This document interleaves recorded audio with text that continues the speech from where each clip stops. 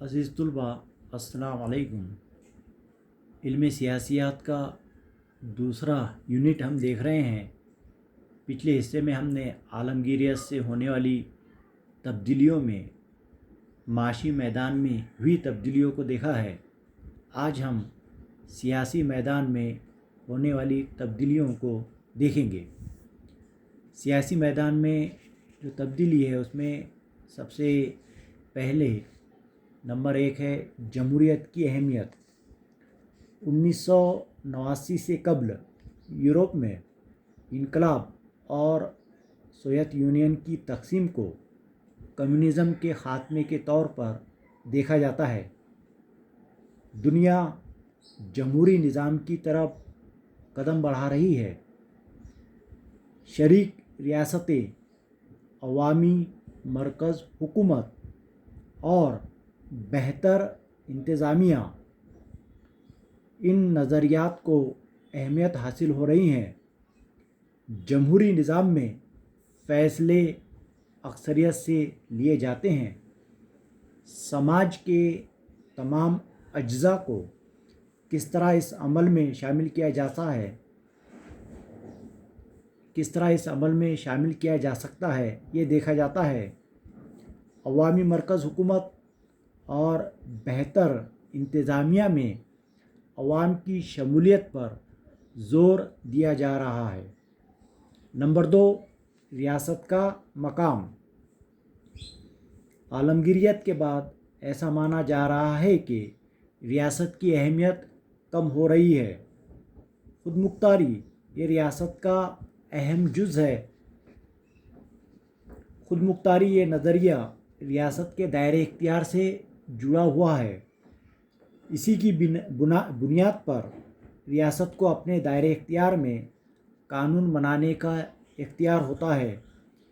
اس خود مختاری پر آج داخلی اور خارجی عناصر کی طرف سے حملے ہو رہے ہیں۔ بین الاقوامی قوانین کا پھیلاؤ، علاقائی معاشی تنظیمیں، بازار کی عالمگیریت، ماحولیات اور انسانی مسائل کی بڑھتی فکر، یہ سب خارجی چیلنج ہیں۔ تو قومی سطح پر ہم خیالی کی کمی اور اس سے پیدا ہونے والے اختلافات، بڑھتی نسلی قومیت، غیر قومی اجزاء کے کام اور ماحولیات، جنسی تفریق اور انسانی مسائل کو ملی مرکزیت، یہ سبھی داخلی چیلنج ہیں۔ نمبر 3، غیر سیاسی عناصر۔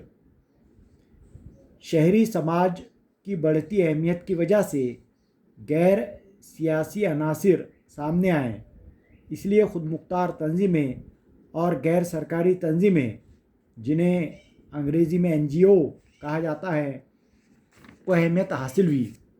یہ تنظیمیں انسانی مسائل پر توجہ دے رہی ہے۔ آج بین الاقوامی تعلقات صرف ممالک کے تعلقات تک محدود نہیں رہے، بلکہ اس میں غیر سیاسی عناصر کی شمولیت بھی ہوئی ہے۔ ایمنسٹی انٹرنیشنل، گرین پیس موومنٹ جیسی تنظیمیں، اسی کے ساتھ ساتھ دہشت گرد گروپ غیر سیاسی عناصر میں شامل ہے۔ نمبر 4، انسانی حقوق۔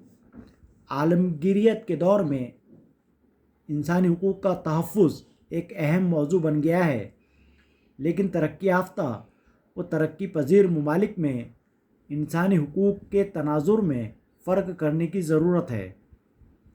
تیسری دنیا کی نظر سے شہری اور سیاسی حقوق سے پہلے معاشی ترقی حاصل کرنا ضروری ہے۔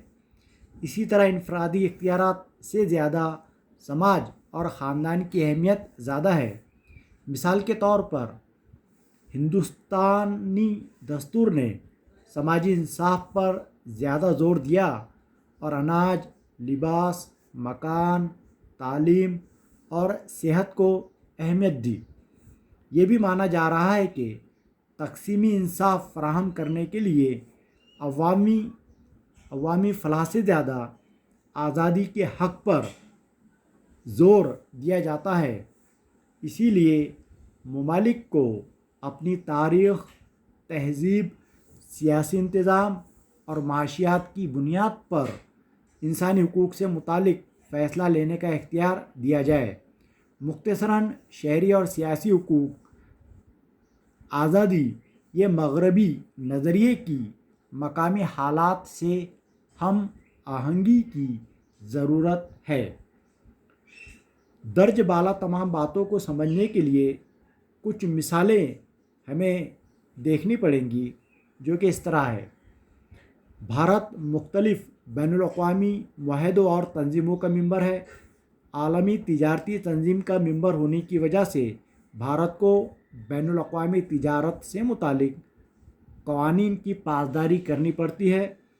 پاکستان کے ساتھ کیا گیا سندھو ندی کے پانی کی تقسیم کا معاہدہ، اسی طرح بنگلہ دیش کے ساتھ کیا گیا فراخا پانی کی تقسیم کا معاہدہ، ان کی وجہ سے سندھو اور گنگا ان ندیوں کے پانی کی تقسیم سے متعلق اصولوں کی بھارت کو پابندی کرنی پڑتی ہے۔ ایمنسٹی انٹرنیشنل یا گرین پیس جیسی تنظیمیں انسانی مسائل سے متعلق سوالات اٹھا کر مقامی حکومت پر دباؤ لاتی ہے۔ کشمیر سے متعلق بھارت کے انسانی حقوق کے کردار پر ایمنسٹی نے تنقید کی ہے۔ چیرنوبل حادثے سے یورپ میں ریڈیشن پھیلا۔ اس ماحولیاتی آفت کو ممالک کی حدود میں نہیں رکھا جا سکتا، اس لیے یورپین ممالک کو اپنے عوام کو نقصان نہ پہنچے، اس کے لیے تدابیر کرنے کے لیے ایک دوسرے سے تعاون کرنا پڑتا ہے۔ بڑے ڈیم کی مخالفت کرنے کے لیے نرمدا بچاؤ تحریک نے عالمی بینک کی مدد لے کر تحریک کو بین الاقوامی سطح پر لے گئے۔ جیتا پور اور کولم یہاں کے جوہری پروجیکٹ کی مخالفت کی جا رہی ہے۔ اس پروجیکٹ کو سبھی منظورات ملنے کے باوجود کچھ سیاسی جماعتیں اور NGOs غیر سرکاری تنظیمیں اس کی مخالفت کر رہی ہیں۔ اوپر کی سبھی مثالوں میں ریاستوں کی خود مختاری کو چیلنج کیا گیا ہے۔ ریاستوں کے داخلی اور خارجی چیلنج کی یہ مثالیں ہیں، اس لیے اب یہ مانا جا رہا ہے کہ ریاستوں کے کام کم ہو رہے ہیں۔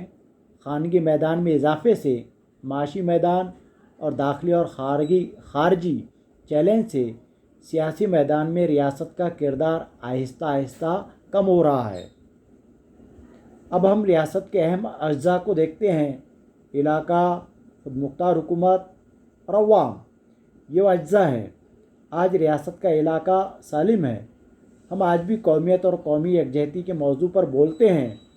خود مختار حکومت یہ نظریہ بھی موجود ہے۔ بین الاقوامی معاہدے کی ذمہ داریوں کی وجہ سے ریاست کا اقتدار کم ہوا ہے، لیکن ریاست کے اختیارات آج بھی موجود ہے۔ نسلی قومیت اور اپنا فیصلہ آپ کے حق کی بنیاد پر نئی ریاستوں کی تشکیل ہو رہی ہے۔ عالمگیریت کے چیلنج کا سامنا کرنے کے لیے ریاست کی مجلس مقننہ، مجلس عاملہ، مجلس عدلیہ اور نوکرشاہی جیسے مضبوط سیاسی ادارے ہیں۔ یہی ادارے ریاست کے بنیادی اقدار کا تحفظ، سماجی تحفظ دینے والا نظم برقرار رکھنا اور معاشی ترقی کو ترغیب دینا یہ کام کرتے ہیں۔ خود مختاری سے متعلق شک ہونے کے باوجود ریاست ملک کے اندر اور بین الاقوامی سطح پر کام کرنے والا سب سے اہم ادارہ ہے۔ اس لیے عالمی شہری سماج کی بڑھتی اہمیت، بین الاقوامی تجارت میں اضافہ وغیرہ سے ریاست کی اہمیت کم ہو رہی ہے، ایسا ماننا غلط ہے۔